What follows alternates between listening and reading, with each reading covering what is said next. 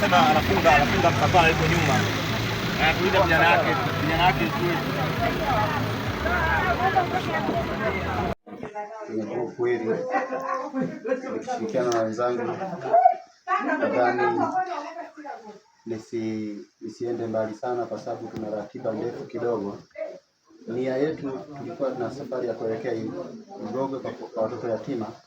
Tulipopata taarifa kwamba kuna mtoto yuko mazingira haya ana mahitaji maalum, tukasukumwa kwamba basi na yeye tumsalimie, tujue uhitaji wake ukoje, kwa sababu jukwaa letu lina watu mbalimbali ambao wapo kwenye taasisi mbalimbali. Wakijua kuna changamoto hii, inawezekana ikawa ni sauti ya kuwafikia.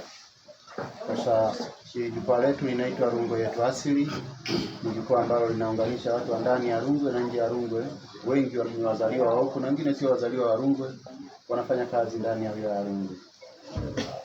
Leo hii baada ya kupata taarifa kwamba mtoto ana ulemavu na mahitaji ni pamoja na vifaa kama hivi tulivyoleta hapa, na mama si mnahitaji pampers.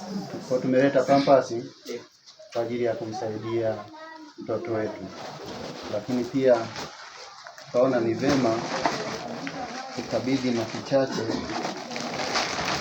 kwako. Mama yuko wapi? Si mwenyewe,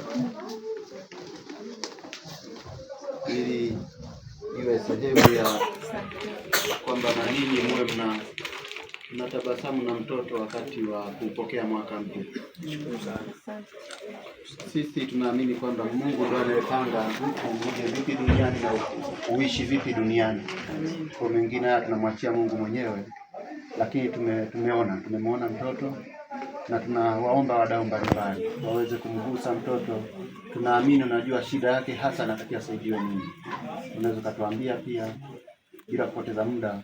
Mimi nawashukuru sana na Mungu awabariki sana kwa kumlea mtoto. Mpeleka hata kama ni panda pale mnaweza. Rahisi kupeleka asubuhi, kumchukua naweza kama. Mwenyezi Mungu azidishie, awape heri, awaongezee mlipochukua. Sana ni kiasi kidogo. Mtoto mpaka sasa hizi hapa ana miaka 15 sasa. Alianza mazingira kama haya, alianza kama miezi mitatu hivi. Kaanza kubadilika. Kaangaika sana kwenda hospitalini huko na hivi. Lakini bado nisaidie kabisa. Kwa hiyo tukaangaika na sehemu nyingine tena, sehemu mbalimbali, tunahangaika mara kule mara huku, mara maombi, lakini bado ikaonekana hali bado iko sawa. Kwa hiyo kifupi, walifika, kuna taasisi moja ilifika hapa, walimpima, walisema wanataka kiti, labda aende shuleni akaanza zake kule. Walipima mpaka leo tujaona tena. Sasa wataleta kiti, kwa hiyo mpaka leo basi. Kwa hiyo kifupi huyu hapa sasa hivi wanasema akipata kiti anatembea kidogo na kutembeza. Maana hapa sasa ni kukaa tu basi, kumlisha kila kitu, kuongea ongei, kulala, kumlisha basi. Muda mmoja akafika akasema labda leo kumpeleka Katumba, akasema Katumba kule kwa wewe haiwezekani. Sababu naye atakayemlisha kule ngumu sana. Kwa hiyo hivyo tunapambana naye wenyewe sasa kama hivi.